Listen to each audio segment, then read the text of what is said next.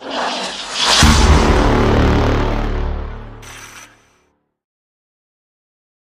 Warder, and I just want to say thank you for taking the time to be on my talk show. Thank you very much, Keith. I'm honored to be here. Okay, well, for people who don't know what Uncensored is my way to show people that even with a learning disability, I can still overcome controversy and reach my goals in life. And it's a perfect example of turning myself into an example for people out there deaf, blind, or in a wheelchair. If you're very passionate about what you're doing in life, and if you're capable of doing it, you should go out and prove to people you can still mount to something. And you shouldn't have people hold you back or label you. You should just prove to people you can still mount to something. And that's the whole point of my talk show. I think it's wonderful. Let's start it off. What can you tell me about yourself? Well, I am an actress, a model, and I work in film production. So I do behind the scenes and in front of the scenes. And I absolutely love my career. And I come from a very small town in South Africa. It's called Margate. It's a wonderful community. And I now live in New York City. And before New York City, I lived in England and New Zealand for a few years. I noticed he had a strong British accent. That's really nice. Yeah, that's because I lived in New Zealand, England, and South Africa, so now my accent is like really messed up, and I live in America, so I'm like speaking, I have my own little accent going on. But I do sound South African. Yeah. No, I love the British accent. You shouldn't change that for any reason. Oh, thank you. My father was British. My father was English and Irish. Oh, that's nice. Yeah. Hey, well, what could you tell me about your childhood? Well, I grew up in Margate, South Africa. It's a very small coastal town. Very small community, but it's a wonderful community, and I spent my time on the beach, playing with my friends, just the beach girl kind of childhood. Yeah, I'm still friends with all my friends I had from my childhood, so I'm very grateful for everybody in my life. All right, what can you tell me about your high school experience? Did you go to high school in the States? Did you go to high school in overseas? I went to high school in South Africa. Unfortunately, I couldn't finish my entire high school years because the second last year of my high school, I was in a car accident. And I was actually in a coma for 3 months. And it took me 18 months to recover from my coma because when I awoke from my coma, I was like a baby at the age of 16, 17. I couldn't walk, I couldn't talk, I couldn't eat. I had to relearn everything, even just to move my hands like this. I couldn't do that, and my one eye was skewed. Both my eyes are now straight. Yes, it took me a lot I had to go to rehabilitation. I actually had post-traumatic stress. I had to go to psychologists and all sorts of doctors, to do tests on me. And I'm a living miracle because when the doctors saw me when I was in my coma and the doctors looked at my brain damage I had, the severity of my brain damage. They said to my parents that I'm not going to be able to, not my neurosurgeons, but other doctors, that did test on me. They said to my parents that I'll never be able to achieve anything in my life, that I'm going to be in a wheelchair for the rest of my life, dependent on my parents, totally not like the way I am today. So the thing is, I heard that, and even though you're in a coma, when I was in my coma, I was like, I was the same person inside of me. I just couldn't be that person on the outside, but inside I was like, I knew what was going on. So when I heard this, what the doctors told my parents, I just said to myself, no way am I going to be in a wheelchair for the rest of my life, and no way am I not going to achieve anything, because I'm a very stubborn person. Like, don't tell me I can't do something, because I will prove you that I can. So anyway, so it took me 18 months, and I was like so focused. I would like to walk again, to talk again. I was doing little monkey puzzles like a little child, just to strengthen my brain. There was so many things, because my friends were going out, like they were like having fun, going out to parties and everything, and I couldn't go with, because I was battling to speak again, to walk again and everything. So in a way I was like feeling, I'm missing out in life. So that gave me even more motivation to recover quickly. So anyway, 18 months later, I donated some money to the hospital that I was in, because it's a government hospital, and the doctors, the neurosurgeons that were around me were wonderful. They actually, on the third day of my coma, it was the second of my coma was the most severe, because I had a monitor in my brain to release the pressure of my brain. So anyway, they drilled a hole in my skull. I still have a dent, but anyway, so the neurosurgeons, they said to my parents, they have done everything possibly they can do to help me. Like, medically, they have done everything they can do, and I'm now in the hands of God. So the nurses and the neurosurgeons and my parents and my brother and the people that were there, they stood around my bed, and they were holding hands, and they prayed to God to just help me out of this severe, because I was busy dying. So they prayed to God just to help me get over that serious stage. And as they were praying, the doctors actually could see, the neurosurgeons could see my brain improve, like just getting out of that severe state. So anyway, so 3 months I was in the hospital in a coma, or a month in the hospital, but 3 months in the coma. And then 18 months later, after my rehabilitation and everything, I donated the money to the hospital, because the neurosurgeons were wonderful to me. So the neurosurgeons, the newspaper and the neurosurgeons and the attorney and everybody, they were all in my attorney's office, and they said they asked my attorney, like Robin Pedersen, he's a wonderful person, and I'm still very good friends with him. He said, they asked my lawyer, Robin, they asked him, so where's Odette? Because they were expecting me to be in a wheelchair, and he pointed, like, there in the corner, that's me. And I had long hair, and, I was normal. I was like a normal person. And they couldn't believe it. They said, like, I'm the first person in their medical career to have recovered 100% from my coma that I was in.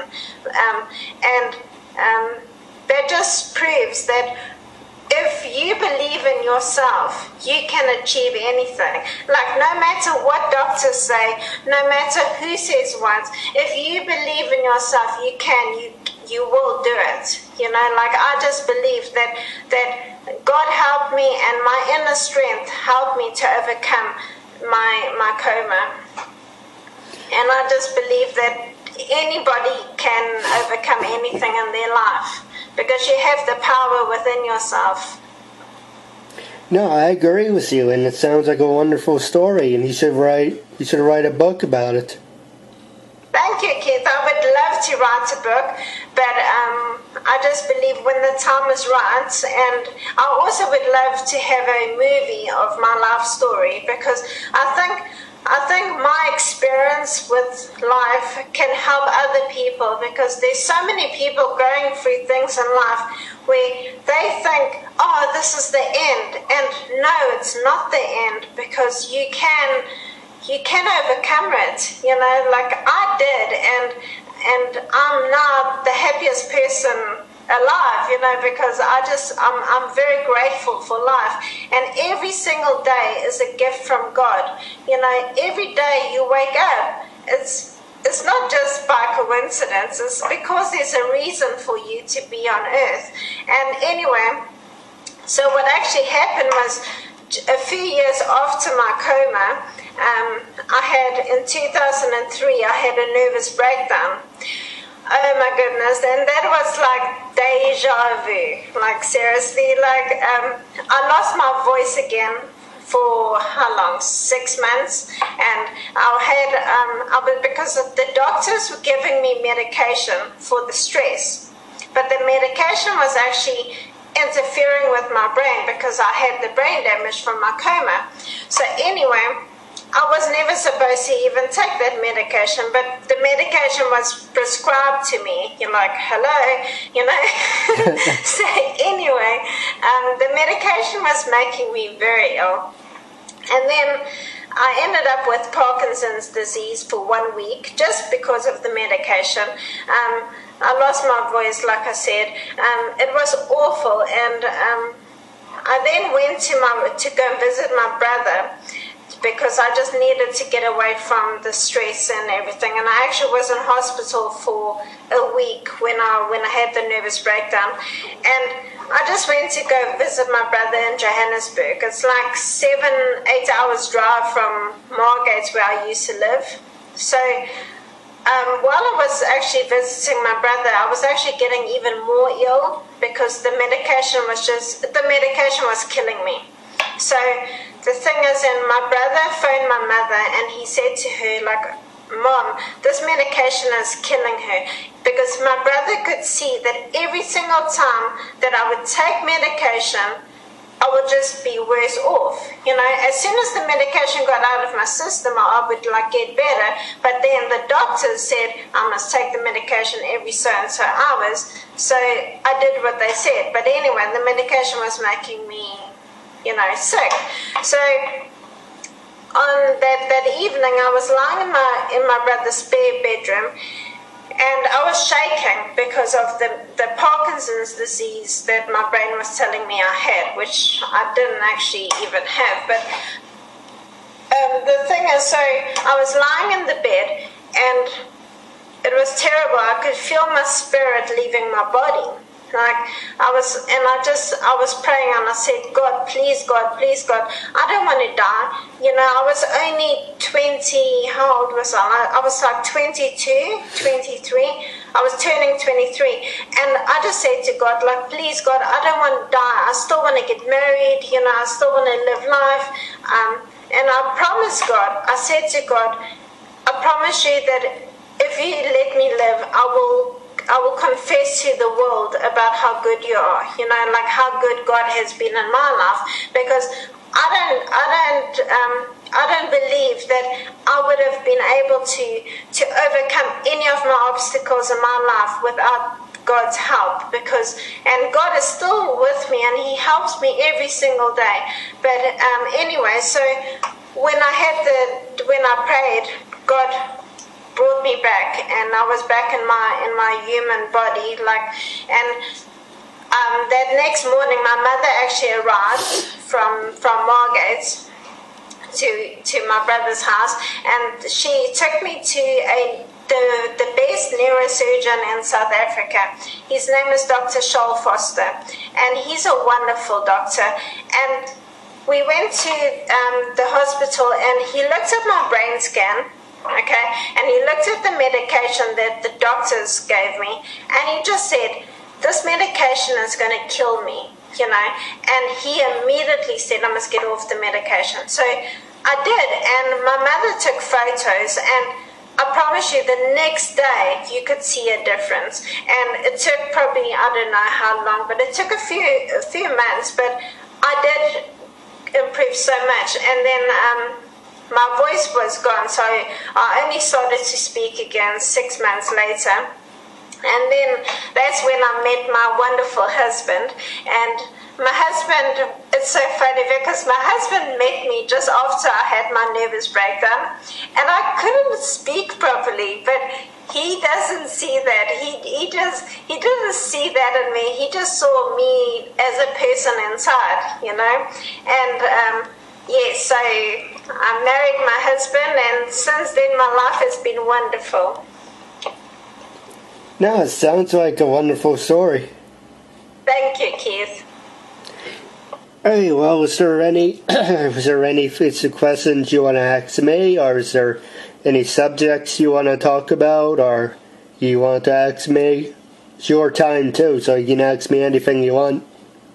Okay, well, I just maybe would like to tell people how I ended up being an actress.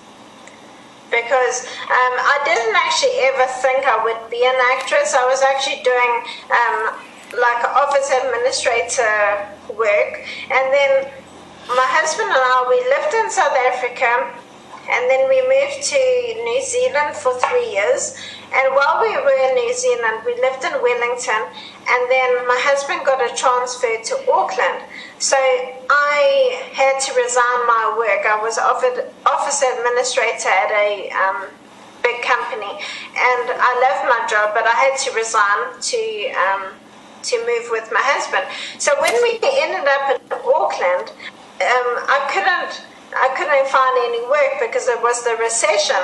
So I was going for interviews, and it was just like, you know, I was just like looking for work. And then this one day I saw this lady in a supermarket, and she was a recruitment agency. Well, recruitment. And she gave me one of her business cards, and she said to me, like, oh, come have an interview with me. So I did that, and she looked at my resume, and she said, oh, I see you've done modeling. And I'm like, yeah, you know, like modeling for me is like a hobby, because I've been doing it for so many years, like since I was, how old was I? 13, you know, so I've been doing it like for, okay, I'm not going to give my age away, but I've been doing it for a very long time. So, yeah, so the thing is, she said to me, oh, I'm going to give your name to a talent agent. And I'm like, well, you know, okay, fine, you know. And she said, you should try acting. And I'm like, yeah, you know, I've never even thought about acting. So that evening I got home, and the talent agent phoned me, and she said to me she would like to have me on a TV commercial. And I was like, wow, I'm going to try this, you know. So I did the TV commercial, and I absolutely loved it. I just said to my husband, I'm not working another day in my life in an office, you know, because that's the thing. Acting is just a different career than the entertainment industry is different than any other industry, and I just absolutely love it. I love the people that I work with. I just love the atmosphere. I love the whole, you know, the whole entire thing about my career. I just love. And I go to acting training. I've been with John Pilata for 2 years now. He's in New York City. He's a wonderful coach.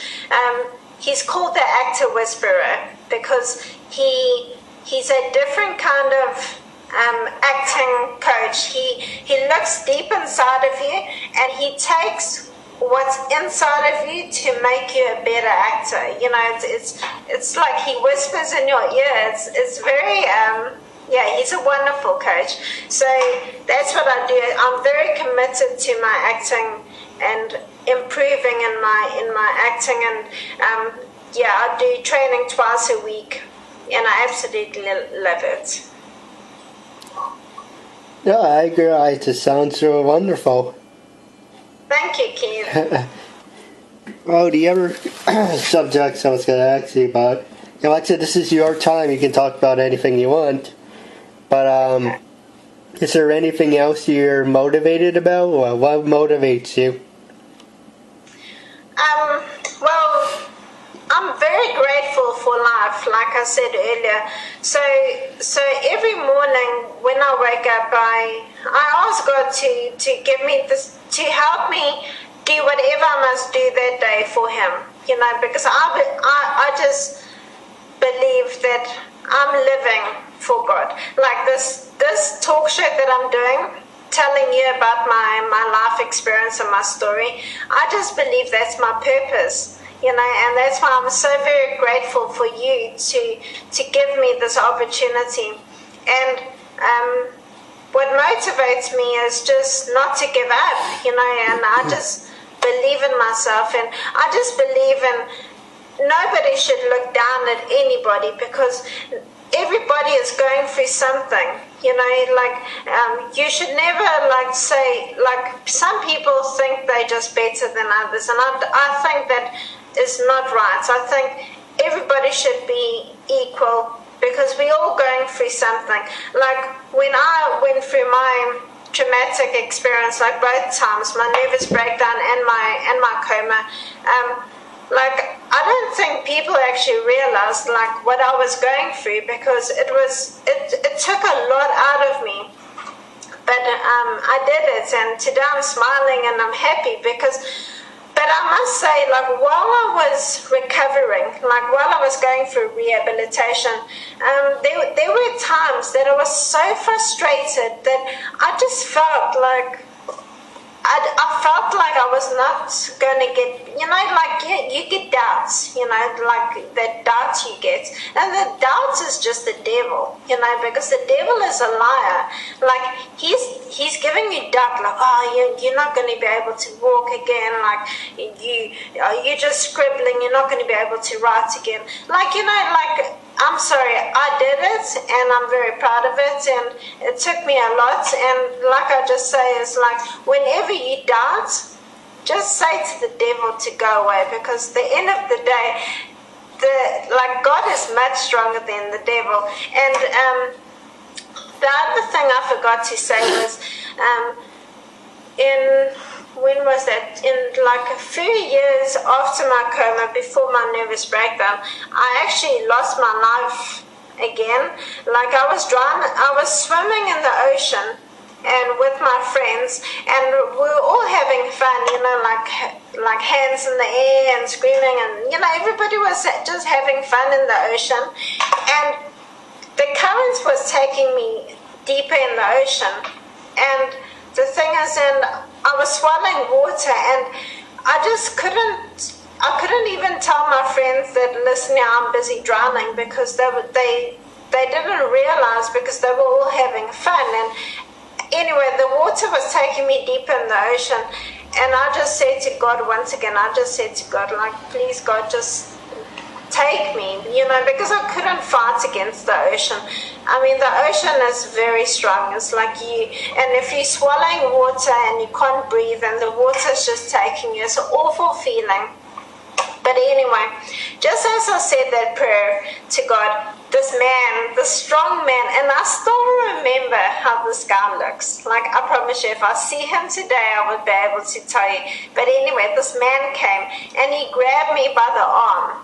Okay, and it's a strong guy, and he took me to the beach, and just as I had my feet on the ground, I turned around to say, like, to thank him for saving my life, and he disappeared. He was gone, and I just believe that's a guardian angel, you know, and I believe there's guardian angels everywhere, and people just don't realize it, but yeah, that's why you should never be nasty to people, because it might be an angel.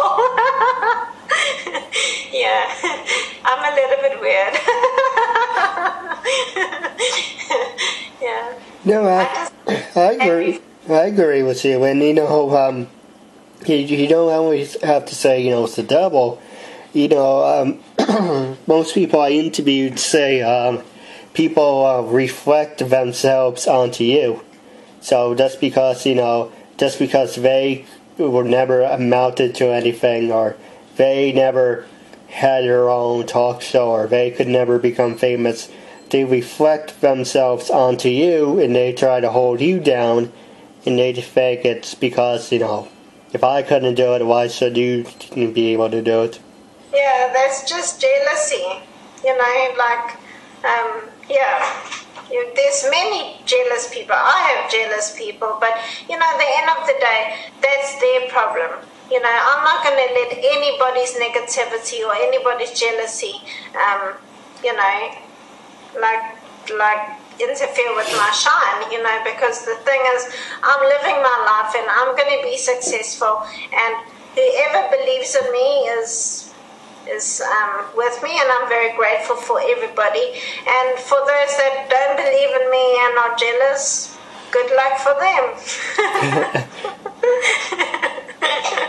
Yeah, because you know, the saying is, your haters are your motivators. So. All right. Well, do you have any other subjects you would like to talk about, or is there any questions you would like to ask me?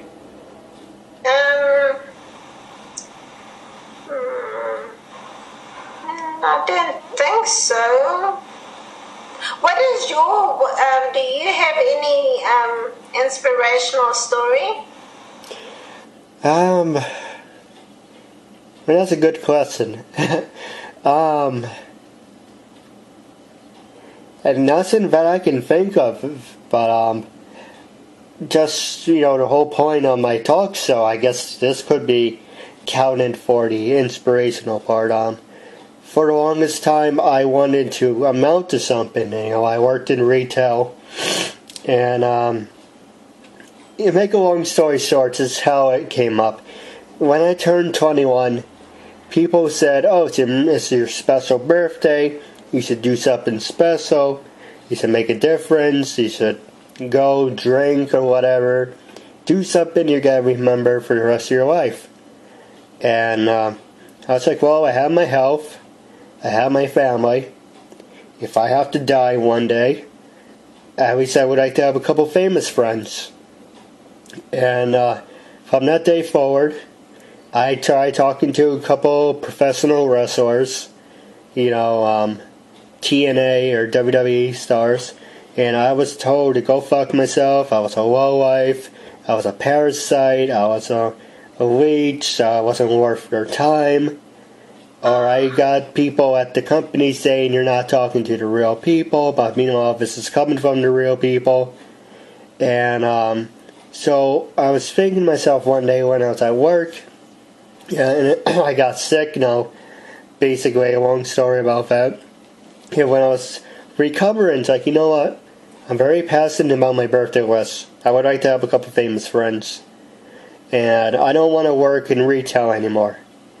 And I'm very passionate, so what can I do with the two? And I created my own idea, having my own talk show. For the longest time, people said I have a learning disability, and people are using it as a crutch. I was using it for a crutch, for something that hurt me more than help me. And I just said, you know what, fuck it. I'm going to do what makes me happy, and I'm going to see how far this idea goes. And I was like, last year, June, I got the chance to talk to Barbara Goodson. Then I talked to, Ron Reisman and Kurgan. And for people who don't know who those are people from Mighty Morphin Power Rangers. And I became friends with two of those people. And then I got the chance to talk to people from Spider-Man, the animation cartoon. Then I talked to people from Dragon Ball Z. Then I talked to a couple CEOs and other music singers. So, you know, eventually, you know, it's moving along. And, you know, I guess like you can say God was listening. He does. God just wanted to throw me a bone, you know, just to see how it goes and how I can handle it. And, you know, I'm thankful for God for giving me that chance, for giving me the chance to talk to you and meet these other people. I did about 70 interviews so far. And with those people, I did about, 70, so I guess about, taking a guess, 30%, you know, people were those one-timers. They just want to be on the talk show at one time because they thought it was beneficial for them. And there's the other 30% who we actually became friends with, and at least I got that. But I'm thankful for having a chance to talk to you and have other people on my show. So, in a way, I guess you could say it's God's will. If Yeah. That's wonderful, Keith, and definitely I believe everything happens for a reason. Like our paths crossed for a reason, and I'm very grateful. All right, well, wrapping up the talk show segment, do you have anything you want to say to your fans or listeners out there? Yes, I just want to say thank you to all my wonderful people that are in my life, like the people from South Africa that prayed for me and that were with me through both times of my nervous breakdown and my coma. I'm very grateful for everybody, and like I say, I come from Margate in South Africa, and it's a very lovely place to grow up, and I just love the entire community there, and I'm very grateful to have all those people in my life, and I'm still in contact with almost everybody, and it's just absolutely wonderful. And I also want to say thank you to all my other friends around the world, and also the friends I have now in America. My friends in New York City is absolutely amazing, and all my other friends around the world. It's like I'm very grateful for every single person I have in my life, and like I also said to my wonderful husband, like, thank you for always being with me and always believing in me. Like my husband is my biggest motivation, like I always want to do my best because I want to make my husband proud, and he's absolutely wonderful. He treats me like a princess, and I'm very grateful. So thank you, Keith, for having me on your talk show. No, thank you. I wish you the very best, and I wish your show should become very successful. Thank you. Thank you, Keith.